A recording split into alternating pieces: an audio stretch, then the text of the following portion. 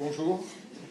Je vous remercie d'avoir invité notre équipe à venir présenter nos travaux sur le virus oncolytique de la rougeole.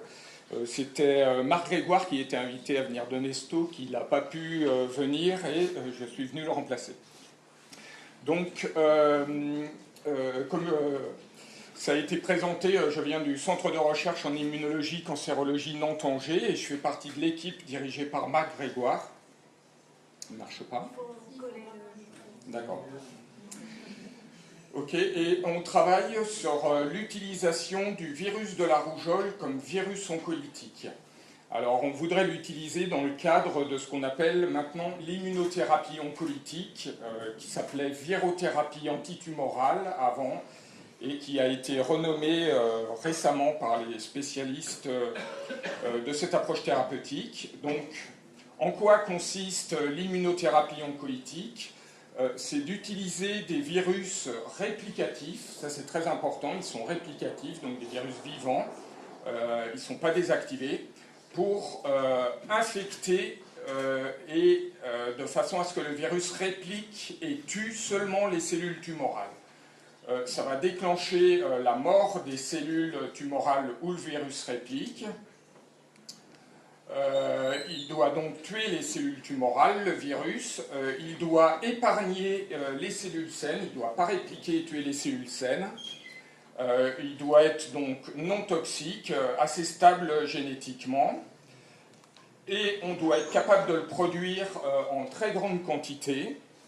Et enfin, le virus oncolytique, en induisant une forme de mort cellulaire immunogène, doit induire ou stimuler la réponse antitumorale du patient. Alors, le virus oncolytique qu'on étudie est le virus de la rougeole. Ce n'est pas le virus oncolytique le plus avancé.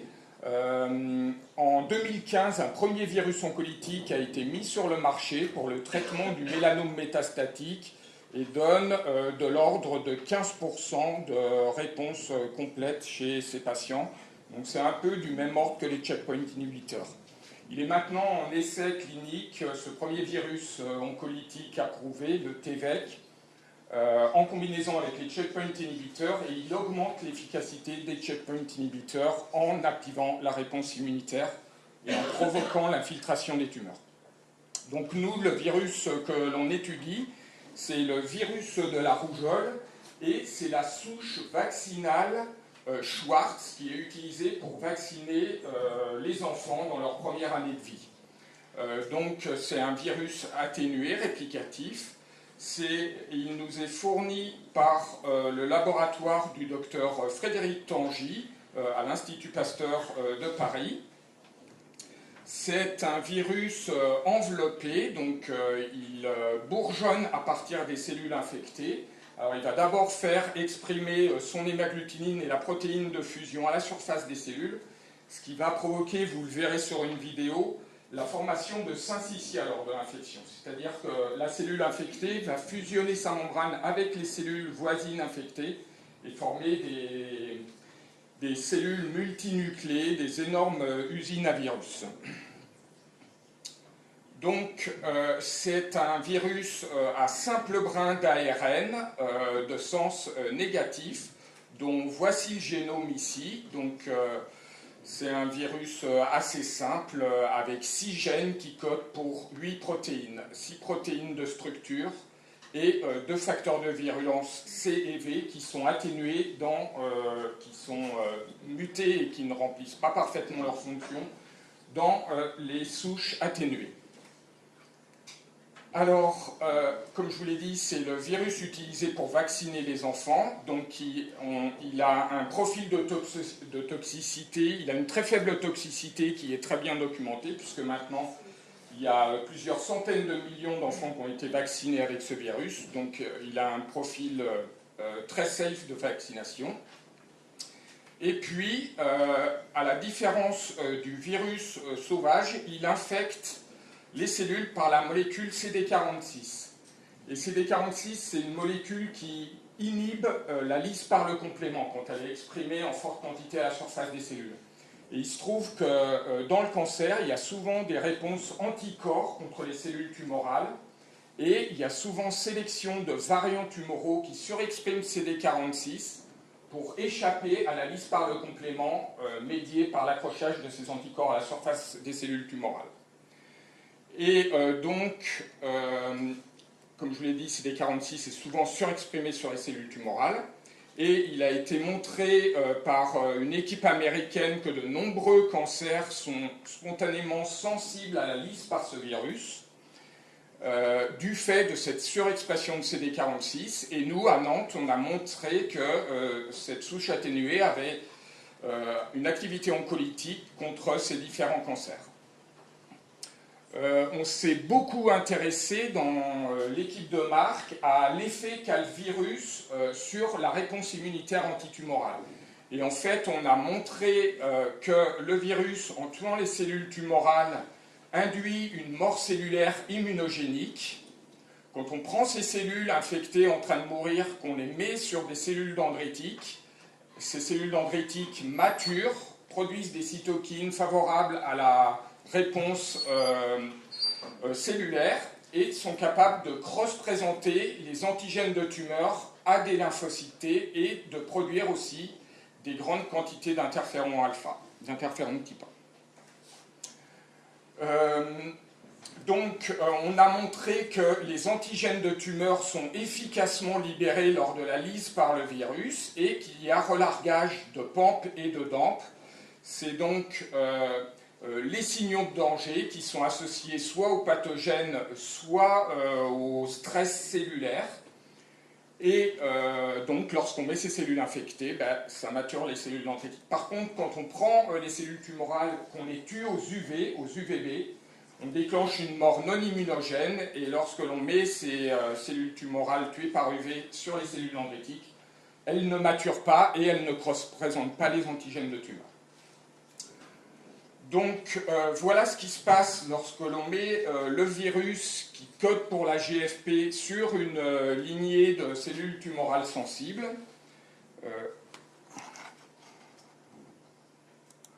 Donc c'est exprimé le temps en heures. Au bout de 24 heures, on voit les premières cellules vertes apparaître. Puis il y a formation de syncytia. Et les cellules vont se décoller du plastique, éclater et libérer tout leur contenu à l'extérieur. Et c'est vraiment ce qu'on veut avec ce virus. On veut vraiment faire une mort très sale avec libération d'antigènes de tumeur et de signaux de danger à l'extérieur. On ne veut pas une mort par apoptose où tout est enveloppé et tout est bien propre. Alors, on vient de montrer récemment avec un clone de lymphocyte TCD4 dirigé contre l'antigène de tumeur NY-ESO. Alors, il se trouve que dans le mélanome, cet antigène de tumeur est très souvent présenté par des molécules HLA de classe 2 des cellules tumorales. Et il se trouve que c'est un antigène cytoplasmique et on ne comprenait pas comment cet antigène cytoplasmique pouvait être présenté par des molécules HLA de classe 2. Et avec un groupe allemand, on pensait que ça allait être par autophagie qui gagnait la présentation HLA de classe 2, mais en fait on s'est trompé. En fait, il y a de l'antigène qui est libéré, qui est recapturé par la cellule de mélanome et présenté au CD4. Et on vient récemment de montrer que si on lyse les cellules tumorales avec du virus oncolytique, eh bien, on relargue d'énormes quantités d'antigènes et les cellules tumorales autour vont recapturer en grande quantité cet antigène et ça va augmenter d'autant plus leur présentation d'antigènes. Alors, on l'a montré avec un clone CD4 qui produit de l'interféron gamma quand il produit de l'antigène. Et on a utilisé deux lignées tumorales, une lignée tumorale qui exprime seulement l'antigène et une lignée tumorale qui exprime seulement la molécule HLA de classe 2 qui présente l'antigène. Lorsqu'on met le clone sur les lignées séparées, il n'y a pas beaucoup de production d'interféron gamma. Lorsqu'on mélange les deux lignées ensemble, ça augmente un tout petit peu.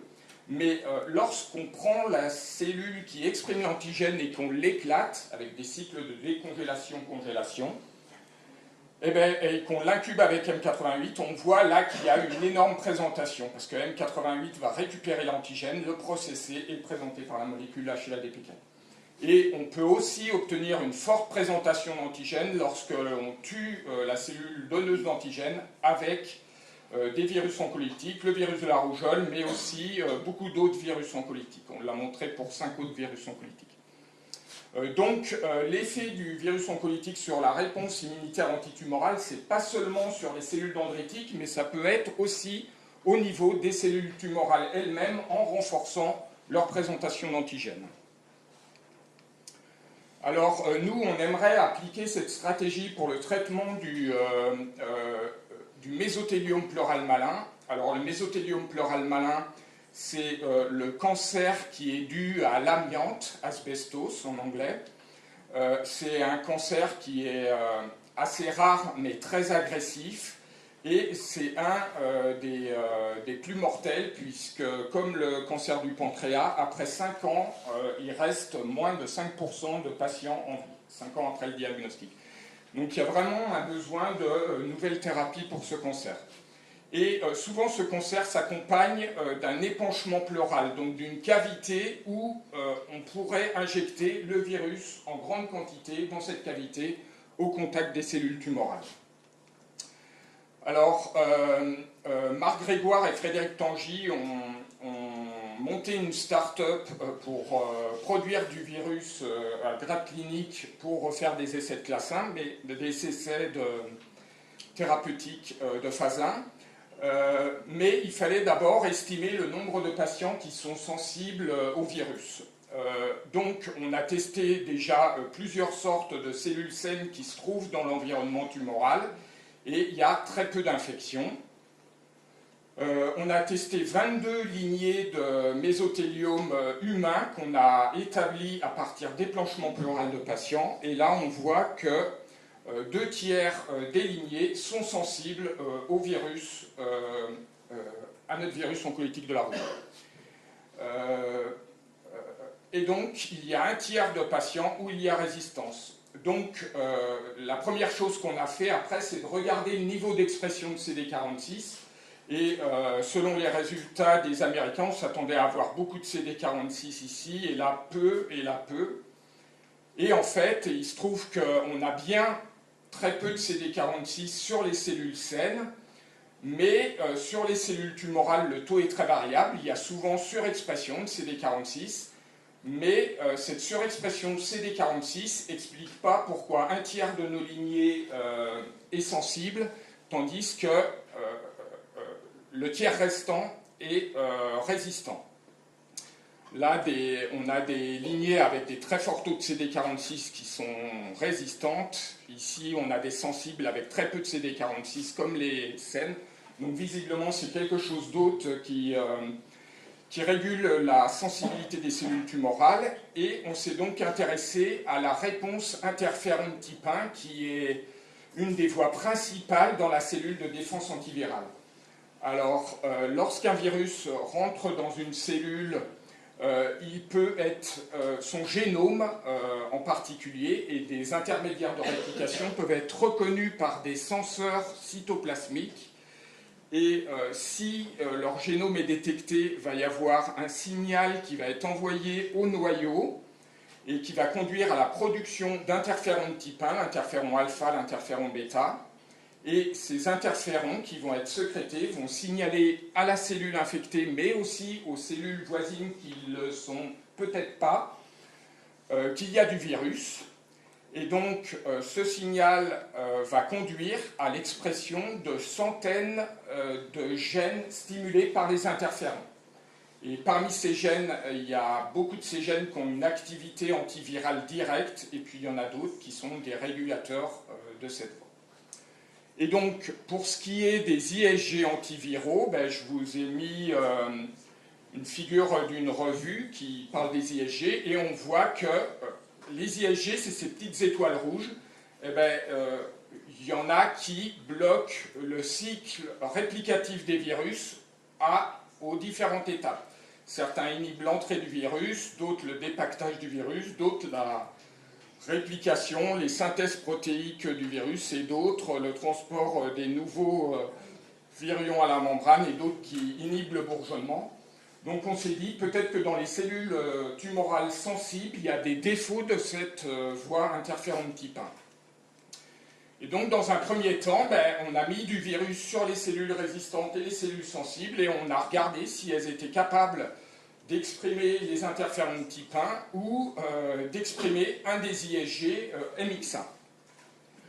Et ce qu'on a vu, c'est que chez les cellules saines, il y a production de l'un ou de l'autre des interférons de type 1, ce qui conduit à une forte expression de l'IgG MX1. Pour les cellules résistantes, on a aussi, lorsqu'on met du virus, une bonne induction des interférons de type 1 et de l'IgG MX1. Par contre, la majorité des lignées sensibles ne sont pas capables de produire les interférons de type 1 et donc d'exprimer les IgG, et elles ne sont pas capables de se mettre dans un état antiviral qui va bloquer la réplication du virus. Alors, on s'est demandé où est-ce que sont les réponses interférons de type 1 dans le mésothéliome. On a très vite écarté cette hypothèse-là qui est un défaut après IFNAR, parce que quand on met des interférons de type 1, on inhibe la réplication du virus dans les cellules qui sont sensibles, si on les préexpose à de l'interféron de type 1. Donc le défaut se trouve soit au niveau de la détection du virus ou de la transduction du signal, peut-être dans la relocalisation d'IRF3, d'IRF7 et d'NF-kappa B au noyau, ou peut-être au niveau du gène interféron de type 1. Donc la première chose qu'on a regardée, c'est au milieu, c'est la relocalisation d'IRF3, d'NF-kappa B au noyau. Et ce qu'on voit, c'est que quand on prend les cellules résistantes qui font une réponse interféron de type 1, on s'attendait à ce que IRF3, alors je ne sais pas si on voit très bien, il est dans le cytoplasme ici, et lorsqu'on va mettre le virus, IRF3 passe dans le noyau, donc c'est ce qu'on attendait ici, puisque la réponse interféron de type 1 est fonctionnelle. Et dans les lignées sensibles qui ne produisent pas d'interféron de type 1, on a regardé la relocalisation, et on voit qu'IRF3, mais on l'a aussi regardé pour NF-kappa B, il relocalise très bien dans le noyau en présence du virus. Donc a priori, ce n'est pas un problème ni de détection du virus, ni du signal qui va jusqu'au noyau. Donc il y a peut-être un défaut au niveau des gènes interférons de type 1. Donc Tiffaine Delaunay a effectué cette étude, à regarder à la présence des gènes interférons de type 1 dans nos lignées. Et il s'avère que parmi les sensibles, on a 8 lignées sur 15 qui n'ont plus aucune copie des gènes interférons de type 1. Et c'est donc pour ça qu'elles ne produisent pas d'interférons de type 1 lorsqu'on met le virus sur ces lignées. Alors on a voulu cartographier la région où se trouvent les gènes interférons de type 1 pour voir sur quelle longueur on avait ces délétions bialléliques des gènes interférons de type 1, et on a donc réalisé un cytoscan. Alors ici vous avez le chromosome 9 tout en bas, où se trouve dans la région P21.3 du chromosome 9, où se trouvent les gènes interférons de type 1, donc ils sont tous là regroupés. Vous avez, vous avez le gène unique de l'interféron bêta ici, et vous avez les 13 gènes interférons alpha qui sont ici. Et par la technique du cytoscan Affymetrix, où chaque point bleu est une sonde, on peut regarder le nombre de copies de chacun de ces gènes. Et ce qu'on voit, c'est que dans toutes nos lignées, on n'a ni le gène interféron bêta, on a 0 copie. On a 0 copie non seulement du gène interféron bêta, mais de tous les gènes interférons alpha. Et en fait, ce qui se passe, c'est que juste à côté de ces gènes interférons de type 1, il y a un gène qui s'appelle CDKN2A, qui est un gène suppresseur de tumeur qui code pour P16. Et P16, et ça c'était déjà connu, il est très souvent délété dans le mésothéliome. Et en fait, on voit que dans toutes nos lignées, il y a une altération du nombre de copies de CDKN2A. Toutes nos lignées ont perdu toutes les copies, les 2 copies de CDKN2A. sauf Méso61, mais on sait que sur la copie restante, il y a une mutation qui fait que CDKN2A n'est pas fonctionnel. Donc, les lignées résistantes, elles, n'ont perdu que CDKN2A, elles n'ont pas perdu les gènes interférents de type 1, elles ont au moins une copie des gènes interférents de type 1, tandis que nos lignées sensibles, 8 d'entre elles ont perdu à la fois CDKN2A et les gènes interférents de type 1. Et quand on analyse dans le TCGA, le cancer génome atlas ces délétions, on voit qu'elles sont très nombreuses dans d'autres cancers comme le glioblastome, comme le cancer de l'œsophage, le mélanome aussi, et c'est des cancers où il y a beaucoup d'essais de virothérapie antitumorale en utilisant des virus oncolytiques. Alors, les conclusions, c'est que l'activité oncolytique du virus de la rougeole dépend de défauts de la réponse interférente type 1, que le défaut de réponse interférente type 1 le plus fréquent est la perte des gènes interférents type 1 dans le mésothéliome. C'est de l'ordre de 20% cette perte, donc un patient sur 5.